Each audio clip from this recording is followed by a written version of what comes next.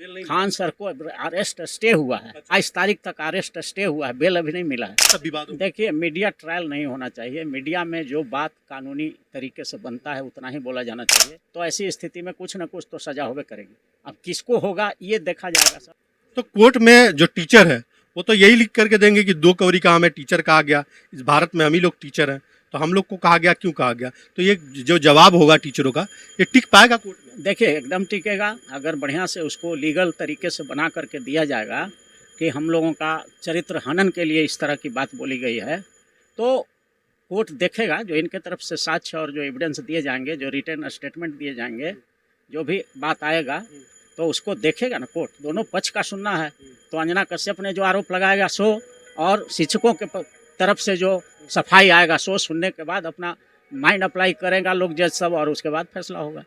तो उन्होंने कहा कि हमें बताया गया दलाल, चोर, गोदी मीडिया, इस तरह की भाषा का इस्तेमाल किया कि इस तरह से हम लोग को, हमें यानी पत्रकारों को इस तरह से टीचरों ने कहा। हाँ, तो टीचरों ने अगर कहा है तो इस केस को भी देखा जाएगा। ये भी नहीं कहना चाहिए किसी भी मीडिया कर्मी को आप जो है बिना सबूत के, अगर कहा है वैसा गोदी मीडिया कहा है या जो भी कहा है, तो उसके लिए सबूत देना पड़ेगा उसको। कैसे कहा, किस आधार पर कहा, तो वो आधार उसको पेश करना पड़ेगा। तो वो तो दोनों पक्ष का जिम्मेवारी है कि अपने अपने सफाई में सबूत दें। और दोनों पक्ष का जज क्या होता है, तराजू है। दोनों पक्ष का सबूत चढ़ाएगा, एक पल्ला पर एक पक्ष का, दूसरे पक्ष का। जिस पक्ष का भारी हो जाएगा सबूत, उसके पक्ष में फैसला होगा। माने जो ज़्यादा प्रमाण ला के पटक दिया जज के यहाँ, और उधर झुक गया कि यही ज़्यादा, इधर जो है पल्ला झुक गया उधर, तो यही काम है न्यायाधीश का कि दोनों पक्ष के सबूत को दोनों पल्ला पर चढ़ाना है और देखना है कि किस पक्ष में ज़्यादा सबूत है। तो जिसके तरफ झुक गया उसका मामला मजबूत है और उसी के पक्ष में फैसला होगा। यही जज का काम। तो आप भी हम इसी देश में रहते हैं सर, आपको भी पता है हमारी मीडिया कितनी सच्ची खबर चलाता है। ये टीचर तो हर एक प्रोग्राम से 10-10 फेक न्यूज़ उठा के दे देंगे। आपको कल की बात बताता हूँ, हमारे देश की मीडिया ये चला रही थी कि ईरान में रोटी EMI पे लेके लोग खा रहे हैं, और ईरान एम्बेसी ने साफ कहा है कि ये फेक न्यूज़ चलाया जा रहा है।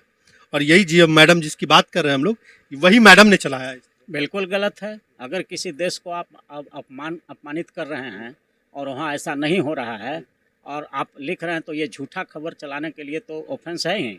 ऑलरेडी BNS में भी है, IT एक्ट में भी है, इंफॉर्मेशन टेक्नोलॉजी एक्ट में भी है। अफवाह नहीं फैला सकते हैं आप अंधविश्वास नहीं फैला सकते हैं। ये सब रोक है, सबके लिए कानून बना हुआ है। लेकिन उस पर कोई करेगा, FIR करेगा, कोई केस करेगा, तब ना उस पर सुनवाई होगी।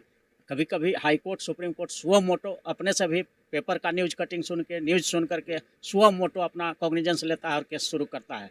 तो वो भी हो सकता है, अगर वहाँ के एम्बेसी अगर केस करेगा ईरान का, तो यहाँ पर केस चलेगा और इन लोगों से पूछा जाएगा कि आप केस किस आधार पर कह दिया कि EMI पर। वहाँ का एम्बेसी बोल रहा है ऐसा नहीं है, तो फिर ये लोग फजीहत में फंस सकते हैं।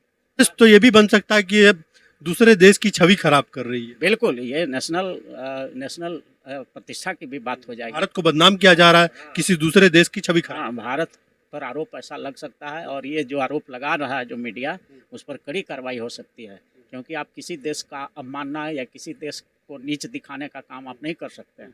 वहाँ के एम्बेसी चाहेगा तो बहुत परेशानी में इनको डाल सकता है केस कर। अब आपको क्या लगता है खान सर के मामले में और रोशन आनंद सर के मामले में क्या होने वाला है? देखिए, अब तो घटना हो गई है और 307 माने 109 लग गया है BNS का। अब इसमें तो इंजुरी देखा जाएगा, साक्ष्य देखा जाएगा। जिसके तरफ से साक्ष्य ज़्यादा होगा, तो बताए हैं कि 109 में जो है मैक्सिमम पनिशमेंट जो है 10 साल का है, और भी बहुत सारा सेक्शन लगा हुआ है। अब कौन सेक्शन कितना प्रमाणित होता है उस पर सजा तय होगा। लेकिन केस चलेगा। अगर सबूत एकदम नहीं मिलेगा कि कौन मारा नहीं मारा, कुछ पता ही नहीं चला, कोई सबूत नहीं मिला, इंजुरी नहीं रहता, लेकिन इंजुरी तो है, तो इंजुरी नहीं रहता, कुछ नहीं रहता, तो रिहाई भी हो सकता था। लेकिन यहाँ इंजुरी है, मारपीट है, सब कुछ है, तो ऐसी स्थिति में कुछ न कुछ तो सजा होवे करेगी। अब किसको होगा ये देखा जाएगा, सब सारा सबूत देखने के बाद। कौन हमलावर था, उसका CCTV में आया कि नहीं आया। तो जो हमला करेगा, क्रिमिनल केस का एक बेसिक प्रिंसिपल है कि जो व्यक्ति क्राइम करता है या षड्यंत्र रचता है उसी को सजा होता है। ऐसा नहीं है कि कोई बाप मर्डर कर दिया तो उसका सजा उसके बेटा को या पोता को हो जाएगा, वो मर गया तो उसका बेटा को, या बेटा मर गया तो पोता को, ऐसा नहीं है क्रिमिनल केस में। सिविल केस में होता है, अगर आप लोन लेके मर गए तो आपके बेटा से वसूला जाएगा, पोता से भी, परपोता से भी। लेकिन क्रिमिनल केस में ऐसा नहीं होता। जो क्राइम करता है उसी को सजा होता है। बाप मारेगा, मर्डर करेगा तो बाप ही को सजा होगा, बेटा को उसके एवज में नहीं हो सकता। यानी आपके कहने के मुताबिक रोशन आनंद सर को अभी बेल नहीं मिलने वाला? नहीं, अगर उसमें सबूत, इसीलिए तो केस डायरी कॉल किया गया है, देखेगा ना। प्रूफ दिख रहा है ना कि मतलब उसको हाँ, ये खान सर के गार्ड को मारा गया। अब उसमें उतना ही तक अगर प्रूफ आएगा तो बेल मिल ही जाएगा, क्योंकि रोशन इन्वेस्टिगेशन में टाइम लग सकता है। हाँ, रोशन सर ने उकसाया, भेजा कि नहीं भेजा, ये महत्वपूर्ण है। अगर कुछ सबूत ऐसा मिल जाएगा कि रोशन सर ने ही प्लान करके, कंस्पायरेसी करके, षड्यंत्र करके भेजा था उन लोगों को हमला करने के लिए, तब तो मुश्किल हो सकता है, तब तो वो भी इन्वॉल्व हो जाएंगे। लेकिन अगर उकसाने का, षड्यंत्र करने का कोई सबूत नहीं मिलेगा, तब फिर रोशन को भी बेल मिल जाएगा। यानी खान सर को बेल मिल गया है, तो खान सर अपने हिसाब से अब तक सही था। बेल नहीं मिला है उनको।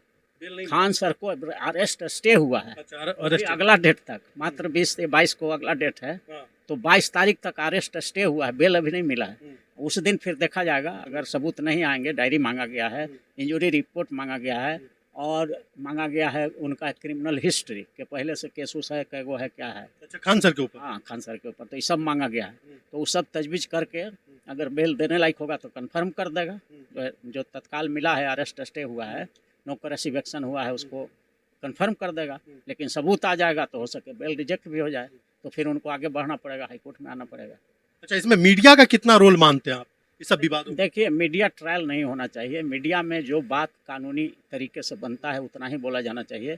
कानून से आगे जाकर मीडिया को इस तरह से हवा नहीं क्रिएट करना चाहिए, ताकि कोई जज प्रभावित हो जाए या कोई जांच प्रभावित हो जाए, ऐसी बात मीडिया को नहीं करनी चाहिए। कानून के मुताबिक समीक्षात्मक बात आप कर सकते हैं, और किसी को इन्फ्लुएंस नहीं कर सकते हैं, प्रभावित आप नहीं कर सकते हैं। इतना इसलिए मीडिया भी अगर बढ़ा चढ़ा करके उसमें मुलम्मा लगा करके झूठ सच अगर दिखा रहा है तो ये गलत है। इस तरह का अफवाह नहीं होना चाहिए, उससे सौहार्द बिगड़ता है। और शुरू में भी मैंने कहा था कि इस देश में ये तहजीब रहा है कि हिंदू, मुस्लिम, सिख, ईसाई आपस में हैं भाई भाई, और यहाँ पर हर धर्म के लोग, हर नागरिक स्वतंत्र है किसी भी धर्म को मानने के लिए, सब कोई बराबर है। आर्टिकल 14 कहता है equal protection of law and equality before law, Bharat का संविधान का आर्टिकल 14 कहता है। 15 कहता है कि जाति, धर्म, लिंग के आधार पर भेदभाव नहीं हो सकता, हर नागरिक बराबर है। 16 कहता है equal opportunity in public appointment, public job दे रहे हैं तो देश के हर नागरिक को बराबर का मौका देना होगा। तो ये सब भारत के संविधान की खूबसूरती है, धर्मनिरपेक्षता का है। आर्टिकल 25, 26, 27, 28, 29 में धर्मनिरपेक्ष है कि भारत में जो भी जिस धर्म को मानना चाहता है स्वतंत्र है। तो इस तरह के विभिन्न तहजीब वाला देश है भारत। तो यहाँ तो हम यही कहेंगे कि भारत के तमाम छात्रों को और तमाम शिक्षकों को हमेशा इस बात को याद रखना चाहिए कि ये भारत की धरती को जब हम माता कहते हैं, भारत हम लोगों की माता है, तो ज़रा ध्यान से सोचो कि हम लोगों का आपस में क्या नाता है। अगर हम लोग एक ही माँ भारत माता के संतान हैं तो हम लोग आपस में भाई हैं, तो भाई भाई में क्यों इस तरह का नफरत पैदा? सर, देश का चौथा स्तंभ मीडिया देश के टीचरों से भिड़ा हुआ। नहीं, ये गलत बात है। टीचर का सम्मान होना चाहिए, अच्छे टीचर का सम्मान होना चाहिए, और ख़राब टीचर हैं उनका सम्मान नहीं तो कम से कम अपमान नहीं होना चाहिए, उनका क्रिटिसिज्म होना चाहिए, फेयर क्रिटिसिज्म होना है। साफ सुथरे शब्दों में आप आलोचना कर सकते हैं। अगर कोई गलत आदमी टीचर है और गलत कर रहा है तो उसकी साफ सुथरे शब्दों में आलोचना होना चाहिए, लेकिन आप उनको अपमानित या अवमान, उनका जो है मानहानि नहीं कर सकते हैं। शिक्षक का सम्मान होना चाहिए ताकि वो और उत्साह से बच्चों को शिक्षा दे सके। यह देश है जो भरा नहीं है भावों से, बहती जिसमें रसधार नहीं, वो हृदय नहीं है पत्थर है जिसमें स्वदेश का प्यार नहीं। तो हर नागरिक को देश के लिए प्यार होना चाहिए, मोहब्बत होनी चाहिए। मीडिया के लोग हों या न्यायपालिका के लोग हों, कार्यपालिका के लोग हों, विधायिका के लोग हों, हर क्षेत्र के लोगों को देश के प्रति वफादारी, ईमानदारी और देशभक्ति की जज्बा होनी चाहिए। आपने कहा सर कि जो केस टीचरों को मीडिया के ऊपर करना चाहिए था मानहानि का, मीडिया टीचर के ऊपर करके बैठी हुई है। अब इसमें क्या होगा? कोर्ट देखेगा किनका। वही शुरू में भी मैंने बताया, तराजू पर दोनों का पक्ष का सबूत चढ़ाया जाएगा। जिसका पल्ला भारी होगा उसके पक्ष में निर्णय होगा। न्यायालय का तो काम ही है भूसा में से अनाज निकालना, माने न्याय निकाल लेना है। दोनों तरफ से झूठ साँच बहुत सारे सबूत ये भी देंगे वो भी देंगे, लेकिन न्यायाधीश का काम है कि उसमें से दूध का दूध और पानी का पानी, कंक्रीट फाइंडिंग निकाल करके और जस्टिस करना, ये न्यायाधीश का काम है।